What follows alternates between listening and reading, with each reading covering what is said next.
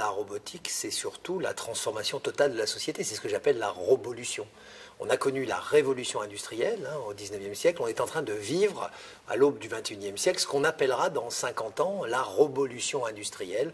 C'est-à-dire que le numérique, après avoir complètement transformé l'industrie des services, avec la vente par Internet, avec la possibilité de réservation, enfin toute cette transformation de la société dans l'industrie des services par le numérique, eh bien maintenant c'est l'industrie lourde, c'est l'industrie des biens de consommation, le numérique se solidifie et c'est la robotique, c'est l'ère de la robotique qui va maintenant prendre le pas sur l'ère des machines et celle de la révolution industrielle. Un robot, c'est une machine qui a 3 composantes, des capteurs, des senseurs pour comprendre son environnement, des processeurs, pour arriver à tirer une décision des paramètres qu'il collecte, et enfin des activateurs, des actionneurs dans le monde réel. Alors un métro automatique par exemple, c'est un robot. Un aspirateur, même s'il a l'intelligence d'une courgette, un aspirateur robot, c'est un robot.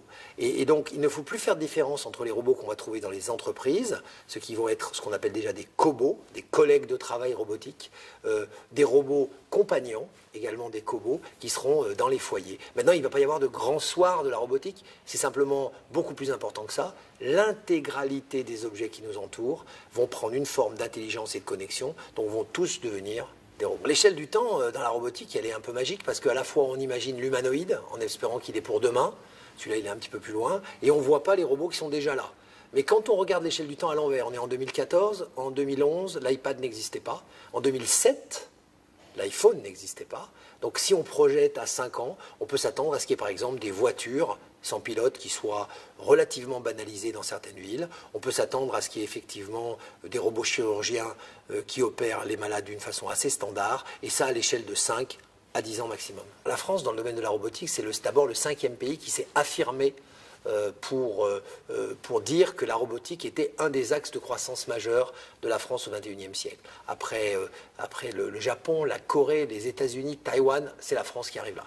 Deuxièmement, nous avons des laboratoires d'exception, plus de 60 laboratoires de recherche en robotique en France, beaucoup de start-up et donc quelques pépites. Donc la France se positionne vraiment un peu comme une Californie de l'Europe, non pas sur le numérique software, où d'ailleurs elle a beaucoup de compétences, mais elle n'a pas réussi à exploser autant qu'elle l'aurait dû, mais maintenant sur la robotique. Robot, c'est la seule société européenne spécialisée dans la téléprésence. La téléprésence, c'est cette capacité nouvelle que nous offrent les robots de pouvoir se télétransporter.